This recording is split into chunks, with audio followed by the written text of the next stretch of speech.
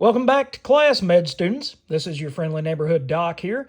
Just wanted to talk about Flash Gordon number 6 today by Jeremy Adams, Will Conrad, Cliff Richards, Lee Lowridge, and it's not Mike Esposito, it is Taylor Esposito. So we pick up from where we were talking about the first trade paperback, which I'll include that video in the description below in the comments.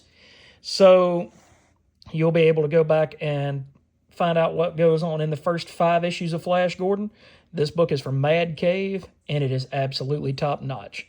So here we have Flash Gordon and his arch-nemesis Ming, and this robot who has been taken over by Zarkov, which is one of Flash's many, many helpful friends.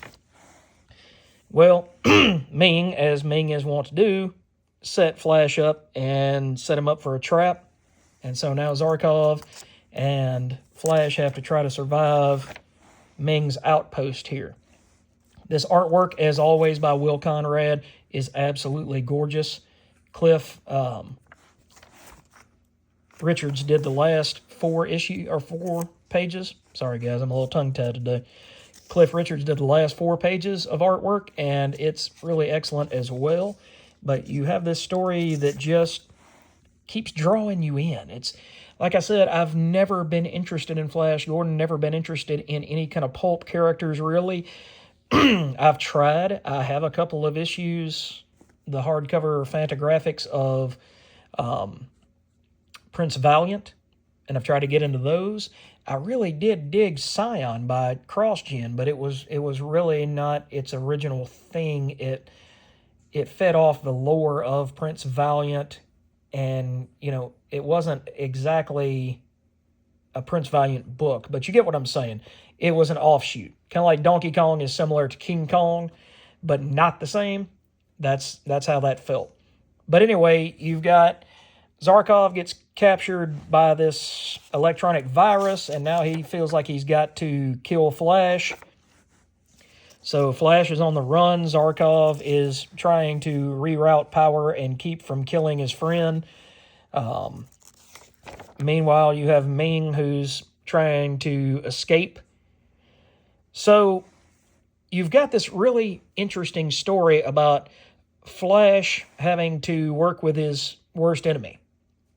And a lot of times the enemy of my enemy is my friend. But Flash has no enemy of my enemy. So instead, he's stuck with this cat here who really doesn't want to leave Flash behind. And then he's got Zarkov, who's in the process of trying to choke him out. And then you get this massive explosion. So it's really fun. It's really energetic. And it's bringing a whole new level to Flash Gordon that a lot of people haven't seen and haven't read. You know, Flash came from a newspaper strip, and then you've got everybody who remembers the 1980s movie Flash Gordon. It's not cheesy, it's not campy like that. It's very similar in the vein to what Dynamite is doing with Space Ghost right now. A lot of people, myself included, only knew Space Ghost from maybe reading a odd Alex Toth illustrated comic, but the main thing that we knew him from was from the 1990s, where Cartoon Network did a show called Space Ghost Coast to Coast. And that was extremely campy and not serious at all. This is a very serious story, just like they're taking that story, David Papose and company are taking that story on Space Ghost. So if you haven't checked out Flash Gordon, I would say jump on it now, because I don't know how long Jeremy Adams is going to be on it. I remember reading an article last night, and somebody said that he had written up through issue 15, but he also signed an exclusive contract with DC Comics, so I don't know if that is going to preclude him from writing Flash after a certain point, or if he can continue on that book as well. So, anyway, guys, thank you for joining me today. I hope that you've really enjoyed this book. It's excellent in the page, just the layout, the colors are sweet, and it just pops. It's fun in the way that old school comic books used to be fun. that's what I can say about Jeremy Adams is he seems to find the entertainment and the fun where a lot of people have tried to make it grim and gritty and tried their best to do an Alan Moore deconstruction of a lot of these characters.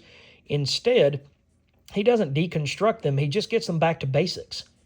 And that's where a lot of people enjoy these books, is just back to basics and the actual understanding of who this character is. Because there's a lot of people out there that are writing characters now that have no idea who that character is or what they stand for or where they're coming from. And if you don't understand a character, you can't successfully write them. All right. Anyway, guys, like I said, this is Doc out. We will catch you in the next video. Take care and have a great weekend. We'll see you guys later.